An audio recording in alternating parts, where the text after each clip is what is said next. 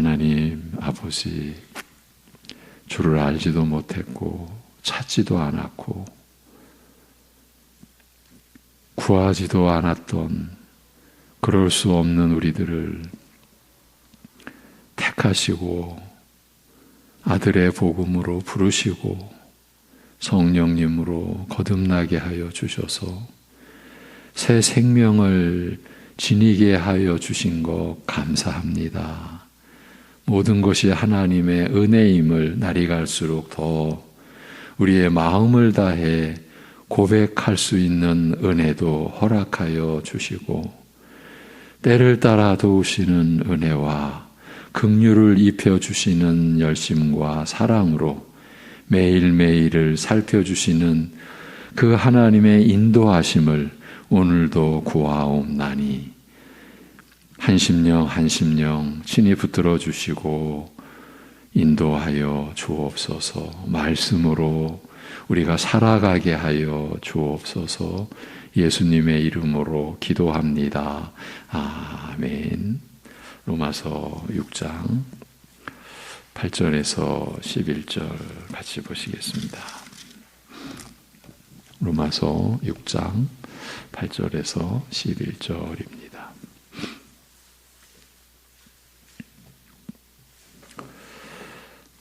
다 같이. 만일 우리가 그리스도와 함께 죽었으면 또한 그와 함께 살 줄을 믿노니 이는 그리스도께서 죽은 자 가운데서 살아나셨음에 다시 죽지 아니하시고 사망이 다시 그를 주장하지 못할 줄을 알미로라. 그가 죽으심은 죄에 대하여 단번에 죽으심이요 그가 살아계심은 하나님께 대하여 살아계심이니 이와 같이 너희도 너희 자신을 죄에 대하여는 죽은 자요 그리스도 예수 안에서 하나님께 대하여는 살아있는 자로 여길지어다. 아멘. 로마서 6장에서 죄에 대하여 죽은 우리가 어찌 그 가운데도 살리오라고 하고서 이 문단을 마무리하는 결론 부분에서 너희 자신을 죄에 대하여는 죽은 자, 그리스도 예수 안에서 하나님께 대하여는, 하나님을 향하여는 살아있는 자로 여기라고 하는 이 말씀의 구조에 대해서 함께 생각하며 살피고 있는 중입니다. 그래서 어디까지 갔느냐 하면 창세기 1, 2장에 창조의 기사까지 가서 살피게 되었습니다. 그러니까 죄에 대하여 죽었다고 말씀하고서 죄에 대하여 죽은 자로 여기라는 이 말씀의 이 연결, 이 형태가 하나님 말씀인 성경 전체의 내용과 그 구조와 연관되어 있다는 점을 확인하고자 했던 것입니다. 그러면서 우리는 창조의 역사에서 최초로 사람에게 주어진 계명, 곧 명령과 약속의 말씀의 의의와 그 의미까지 함께 다시 한번 나눌 수 있었습니다. 그래서 오늘 그 부분, 그 내용에 이어서 더 생각해 보자고 한 것입니다. 이것은 지난주 이 시간에 우리가 나눴던 내용과도 깊이 연관이 됩니다. 로마서와 또 히브리서를 함께 보면서 정리했던 내용입니다. 그 부분을 다시 들려드리겠습니다. 히브리서 9장 27절, 28절 죽는 것이 사람들에게 단번에 정하여지고 그 후에는 심판이 있는 것과 마찬가지로 이와 같이 그리스도께서도 많은 사람의 죄를 담당하시고자 단번에 제물로 드려진 바 되셨으나 두 번째는 죄와 상관없이 자기를 바라는 자들에게 구원을 위하여 나타나시리라는 말씀입니다. 그러니까 단번에 로마서와 히브리서에서 기록되어 있는 이 단번에라는 참 우리 인간으로서는 도저히 상식적으로는 받아들일 수 없는, 그러나 성경에는 너무나 분명하게 죽는 것이 사람들에게 단번에 정하여지고 이렇게 기록이 되어 있는 그 내용을 본 거죠. 아담의 범죄 이후 사람은 그 죄, 아담의 그 죄로 말미암아 죽는 것이 확정되었으며 이후에는 두려운 심판이 닥칠 것을 기다리게 된 것, 이것을 두고 한 말씀이죠. 인류와 이 현 창조의 이 끔찍한 불행은 단번에 이루어진 일이었습니다. 단 한 번 아담이 범죄하는 것과 더불어 단번에 초래된 불행이었습니다. 그러나 아무리 발버둥 쳐도 사람 스스로 벗어날 수 없는 이런 죽음과 멸망의 불행한 굴레에서 벗어나게 하신 은혜를, 그 은혜를 두고 말하되 그리스도께서 많은 사람들의 죄를 지시기 위해 단 한 번, 그리고 단번에 제물로 드려지셨으며 이제는 죄와 상관없이 구원을 위하여 자신을 기다리는 자들에게 두 번째로 나타나실 것이라고 말씀합니다. 그래서 27절을, 그 히브리서 9장 27절을 한 번 죽는 것은 사람에게 정하신 것이요 그 후에는 심판이 있으리니라는 우리말 이 번역보다 죽는 것과 그 후에 심판이 따르게 된 것이 사람들에게 단번에 결정되어 피할 수가 없게 되었으니 이렇게 번역하는 것이 더 나을 것이라고 했습니다.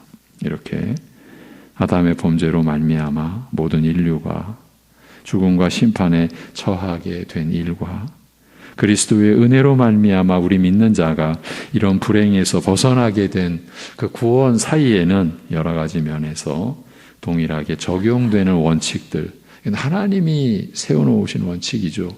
그 원칙들이 있습니다만 로마서나 히브리서 말씀은 바로 단번에라는 말에서 그 동일하게 적용되는 원칙들 중 하나를 확인하고 있는 것입니다. 아담의 여러 범죄가 아니라 단 한 번의 범죄로 말미암아 단번에 죽음과 영원한 심판이 선언되었던 것과 마찬가지로 그리스도께서 많은 사람들의 죄를 담당하시고자 단 한 번 드리신 그 제사로 말미암아 단번에 영원한 구속을, 아담의 범죄로 말미암아 겪게 된 죽음과 심판의 불행에서 벗어나 영생에 이르는 구원을 그 단 한 번 드리신 제사로 이루신 사실을 말하고자, 그리고 우리에게 그 진리를 알리고자 하시는 것이에요. 이것이 오늘 우리가 나눌 내용과 연관된 지난주에 보았던 말씀입니다. 요점은 아담의 여러 범죄가 아니라 단 한 번의 범죄로 말미암아, 그것도 첫 범죄죠. 그 첫 단 한 번의 범죄로 말미암아 단번에 죽음과 영원한 심판이 선언되었다는 점입니다. 아담의 범죄 이후 사람은 그 죄로 말미암아 죽는 것이 확정되었으며 이후에는 두려운 심판이 닥칠 것만을 기다리게 되었습니다. 인류와 현 창조의 이 끔찍한 불행은 단번이었어요. 단번에 이루어진 일이었습니다. 단 한 번 아담이 범죄하는 것과 더불어 단번에 초래된 불행이었습니다. 그런데 이 사실에 대한 사람들의 반응은 어떠할까요? 여러분, 아이들식으로 말하면요, 웃긴다라고 하지 않을까요? 참 그 하나님 자기 마음대로네, 이렇게 여긴다고 볼 수 있지 않을까요? 역시 신답네, 이럴 수도 있고요. 그러면서 조롱하는 거죠. 신이 이 사람을 겁주는 것도 가지가지네, 이렇게도 나올 수 있을 것 같습니다. 그렇게 사람들도 말하죠. 병 주고 약 준다. 참 사람을 겁주고 그리고 자기들 목적대로 이끌어가려고 하는 방법도 가지가지네. 바로 이 단번에 죽음과 심판이 이루어졌다. 이 성경 진리가 우리에게 계시해 주는 가장 원초적이고 근본적인 이 말씀에 대하여 사람들은 웃긴다. 그 역시 신은 자기 마음대로야. 겁주는 것도 참 가지가지야. 뭐 이런 식으로 조롱할 겁니다. 그렇습니다. 사람이라면 이런 말씀을 누가 믿겠습니까? 첫사람의 단 한 번의 범죄. 그러니까 그것은 첫 범죄죠. 단 한 번의 범죄로 영원한 죽음과 심판만을 기다리게 되었다고. 그것도 모든 사람이, 한 사람도 예외 없이 그렇게 되었다고 하는데 이 사실을 누가 믿겠습니까? 그렇지만 정작 문제는 교회 안에서 일어나는 상황입니다. 이런 내용, 이런 말씀은 현실적으로는 오늘날 교회 안에서 거의 사라진 말씀이라고 보는 게 맞지 않을까요? 이런 말씀을 전하고 나눈들 득될 게 없다고 여기기 때문이 아닌가 싶습니다. 득될 게 없는 거죠. 이렇게 보는 겁니다. 어디서요? 하나님 나라인 교회 안에서. 힘들게 살아가는 교인들에게 이런 비현실적인 것을 하나님 말씀이라고 전할 이유가 없는 겁니다. 더 위로가 되고 더 소망을 전해줄 수 있는 많은 본문이 있지 않습니까? 그것을 전해주어야 하지 않겠냐는 것이지요. 그것이 당연하고 마땅하다라고 여기는 것이 오늘날 교회 안에 일반적인 경향 같아 보입니다. 그런데 그렇게 위로와 소망과 축복의 말씀만으로 성경이 채워져 있을까요? 그런 본문을 택하여 교인들을 위로해주고 붙들어주고 낙심치 않게 하고 소망을 심어주는 것이 교회라고, 그것이 목사와 교사의 사명이라고 그렇게 우리가 여겨도 될까요? 과연 성경 말씀이 그렇게 구성되어 있을까요? 그렇지 않습니다. 구약 말씀을 대략으로라도 떠올려 보십시오. 축복과 승리와 영광의 내용으로 채워졌고 그러한 결말로 되어져 있습니까? 그 영광 가운데서 메시아이신 그리스도 예수께서 이 땅에 오셨습니까? 섬김 받으시고 영광을 받으시려고 오셨습니까? 그렇지 않습니다. 구약 이스라엘의 역사는 오직 멸망으로 치달았을 뿐입니다. 어쩌면 하나님의 아들이신 예수 그리스도께서 사람으로 오셔서 그 멸망의 역사를 자신의 십자가 죽음으로 성취하신 것이 아닌가 싶기도 합니다. 또 들어보십시오. 이 땅에 오신 목적을 이루시려고 하나님의 아들이신 예수님이 예루살렘으로 입성하시는데 나귀 새끼를 타셔야 했습니다.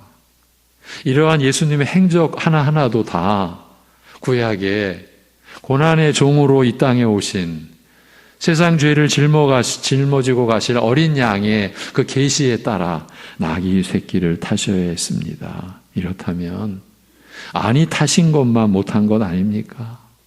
나귀 새끼를 타실 바에야 차라리 제자들과 함께 당당히 걸어 들어가시는 게 그나마 더 낫지 않았을까요?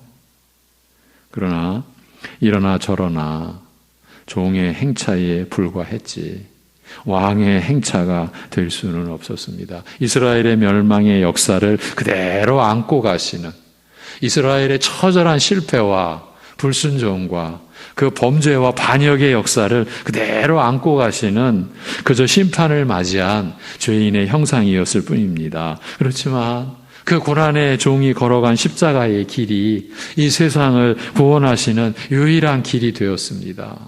하나님의 아들이 받으신 고난, 하나님의 아들께서 받으신 수치와 그 조롱과 온갖 그 고난, 그 죽음에 이르기까지 장사 지낸 바 되신 그 십자가의 길이 이 세상을 구원하시는 유일한 길이 되었습니다. 십자가의 도가, 십자가의 길이 멸망하는 자들에게는 미련한 것이요.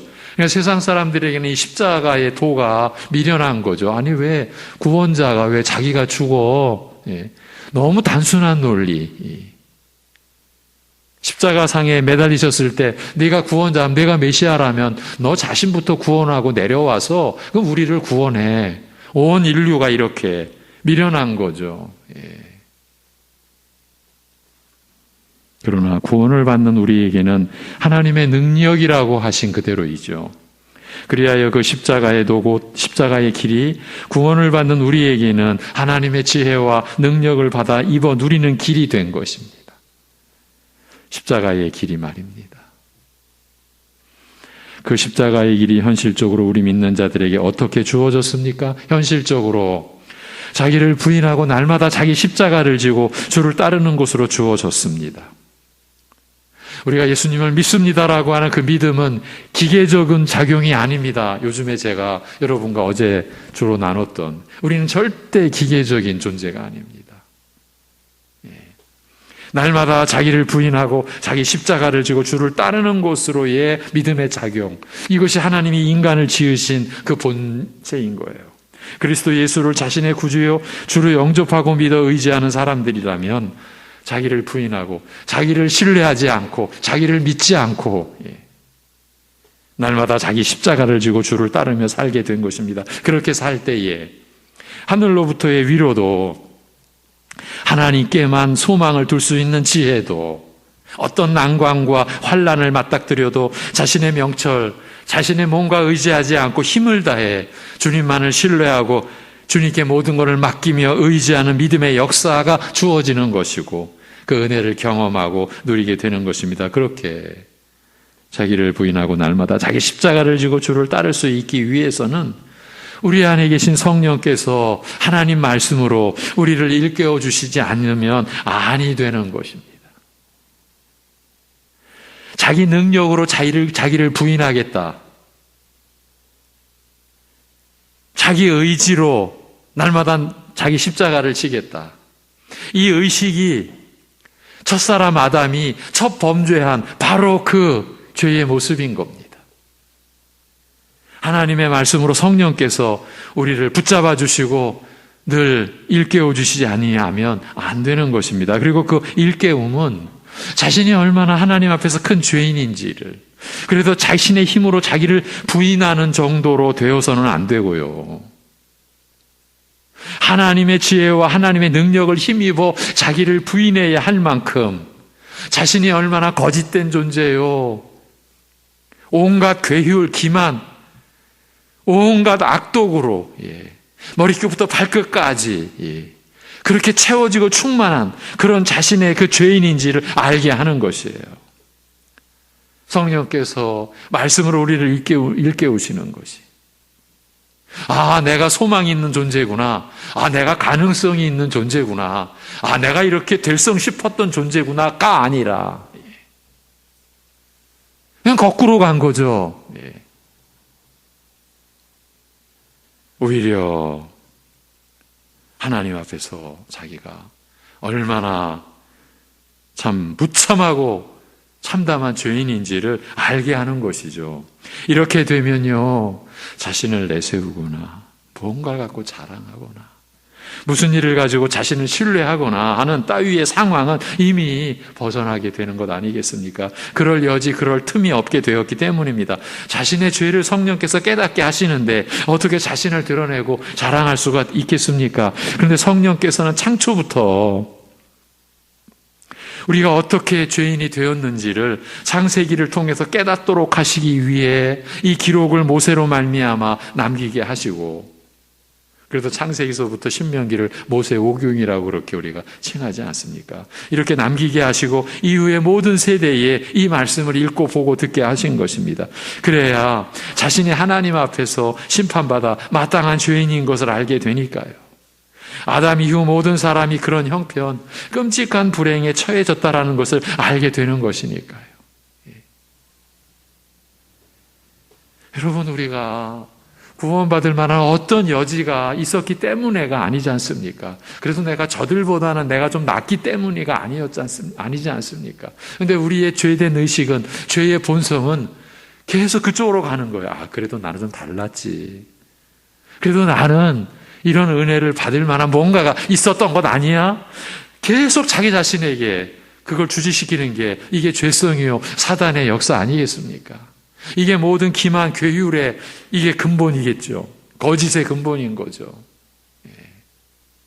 우리가 신앙생활 하면은 어느 순간에 이런 의식이 들어오는 거예요. 야, 내가 이렇게 열심히 할 수 있는 게, 그게 내가 남달랐구나. 남달랐죠. 뭐가 남달랐습니까? 죄인 중에 괴수라는 면에서 남다른 거죠, 우리는. 그렇게 가야 되는 거죠. 여러분, 그렇지 않으면요. 우리는 십자가의 도를 어느 순간 짓밟고 있는 거예요. 네? 그렇지 않으면요. 네.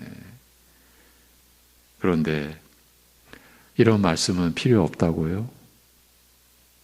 고단한 교인들을 위로해 줄 수 있는 능력의 말씀이 안 된다고요? 결국은 은혜의 말씀이 안 된다는 말인데 어떤 사람도 자신의 죄에 대한 성령님의 일깨움이 없이는 하나님의 말씀으로 본래의 은혜를 받지 못합니다. 물론 자신이 바라고 자신이 원했던 것을 얻을 수는 있겠죠. 그러면서도 은혜라고 하겠죠.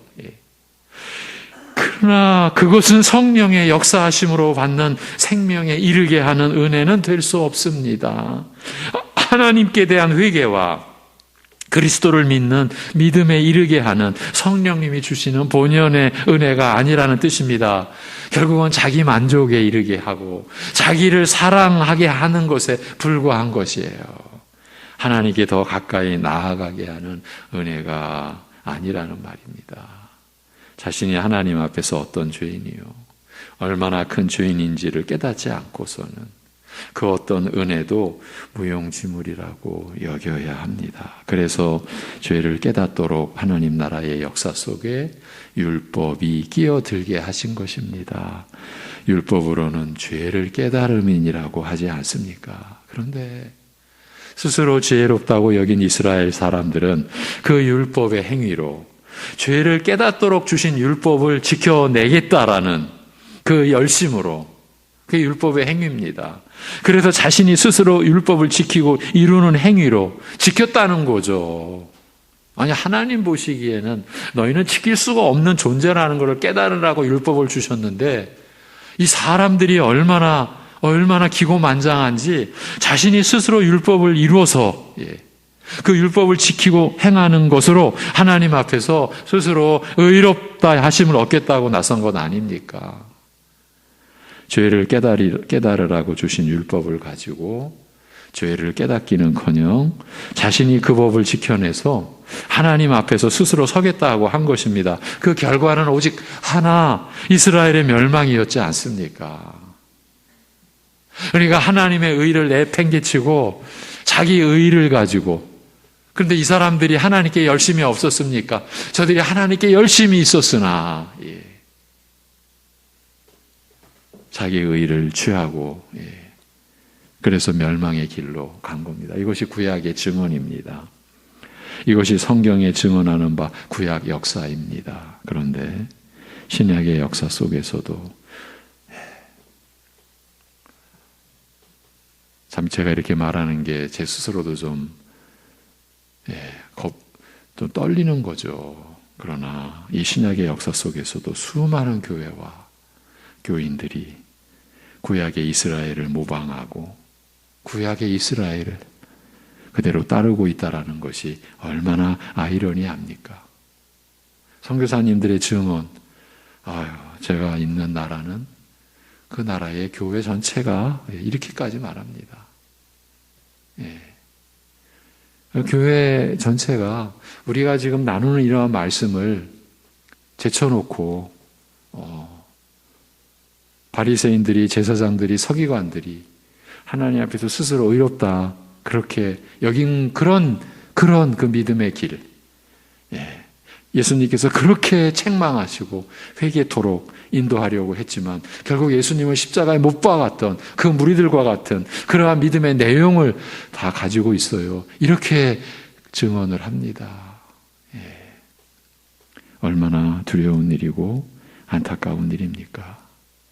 이제 오늘 말씀을 정리해야겠습니다. 오늘의 요점은 아담의 여러 범죄가 아니라 단 한 번의 범죄로 말미암아 단번에 죽음과 영원한 심판이 선언되었다라는 점입니다. 아담의 범죄 이후 사람은 그 죄로 말미암아 죽는 것이 확정되었으며 이후에는 두려운 심판이 닥칠 것만을 기다리게 되었어요. 인류와 현 창조의 이 끔찍한 불행은 단번에 이루어진 일이었어요. 단 한 번 아담이 범죄하는 것과 더불어 단번에 초래된 불행이었어요. 그런데 일반 사람들은 말할 것도 없고 문제는 교회 안에 교인들 중에서도 다수가 이 창조의 역사를 받지 않고 믿지 않고 있다라는 것이에요. 그래서 어떻게 단 한 번 아담이 범죄하는 것으로 인하여 단번에 죽음과 영원한 심판이 선언될 수 있었는지, 그래서 그 창조의 배경과 그 계명의 의미에 대해서 확인하고자 하는 것이에요. 오늘 거기까지는 나가지 못했습니다. 이런 진리의 사실을 부인하고 부정하는 세태를 그저 돌아보는 것이 오늘의 내용이었습니다. 저는 그게 필요했다고 보았습니다. 필요했기 때문입니다. 왜 이런 내용을 교회에서조차 푸대접하는지 그 연유를 돌아봄으로써 우리가 직면하고 있는 이 영적 무지와 어둠에 대한, 이 영적 어두움에 대한 총체적인 인식을 갖는 것이 필요했다고 본 것입니다. 우리가 지금 얼마나 어두운 가운데 있는지를, 얼마나 복음이 지금 혼잡하게 되어 있는지를, 이것을 우리가 인식하는 것이 필요했다고 본 거예요. 이제 내일은, 제가 내일 또 다음 주 계속 조금은 더 이것을 봐야 될 것 같습니다. 어떻게 이 단번에 이러한 일이 일어났는가. 결국은 창세기 1, 2장으로 돌아갈 수밖에 없습니다. 거기서 이 단번에라고 하는 것이 어떻게 이루어졌는지. 그래서 이 죄의 이 본질과 그로 인하여 우리에게 주어진 이 상황 속에서 우리가 어떤 은혜를 받았는지, 그것도 단번에 드려진 제사입니다. 하나님의 아들의 단번에 드려진 제사, 그 은혜가 우리에게 새롭게 또 인식되기를 간절히 소망하면서 내일부터 다시 한번 그 작업을 해보려고 합니다. 기도하겠습니다. 하나님 아버지, 우리가 은혜를 은혜라고 고백하면서도 때로는 그 은혜에 참 우리의 영혼이, 우리의 심령이 참여하지 못하는 상태에서도 그저 어쩌면 껍데기만의 것으로 그렇게 우리가 말하곤 해왔던 우리의 그 연약함, 경솔함, 또 그 천박함, 그 참 경박한 우리의 믿음을 주님 앞에 내려놓고 있습니다. 우리를 긍휼히 여겨 주옵시고, 우리가 안다고 믿는다고 말해 왔으면서도 말씀대로 알지 못하고 성령께서 우리에게 끼쳐주시고자 하시는 그 은혜의 믿음을 취하지 못한 우리를 고백드립니다. 우리를 긍휼히 여겨 주옵시고 우리를 일깨워 주옵시고 진실로 성령께서 우리의 심령 속에 주신 그 믿음과 그 믿음의 내용에 우리가 함께 참여하고 그리하여 그 은혜로 우리가 이루어지는 하루하루의 삶에서 우리가 날마다 온갖 시험과 고난과 환난은 여전함에도 구체적으로 육신의 고통과 삶의 여러 가지 아픔을 겪는 중에서도 우리와 동행하시고 우리를 부끄러워하지 아니하시고 우리를 품어주시고 우리와 함께 하시는 은혜의 주님, 주님의 은혜에 우리가 더 본래대로 깊이 알아갈 수 있게 우리에게 은혜를 베풀어 주시옵소서. 아버지 하나님, 우리에게 이 믿음을 내려 주옵시고 하나님의 은혜를 깨닫도록 성령께서 우리 안에서 역사하여 주시옵소서. 그리고 그 은혜가 하나님께서 말씀하신 대로 그야말로 그 진리 안에서 하나님이 우리에게 베풀어 주신 사랑이 우리를 통해 가족과 이웃, 교우들 서로에게 베풀어지고 서로 나누는 그러한 진정한 사랑의 교회, 사랑의 가정, 사랑의 사람들로 우리가 세워져 갈 수 있는 은혜를 허락하여 주시옵소서. 오늘의 모든 삶도 주님께 맡겨드립니다. 인도해 주시옵소서. 모든 것을 주장해 주시옵소서. 주 예수 그리스도의 이름으로 기도하옵나이다. 아멘.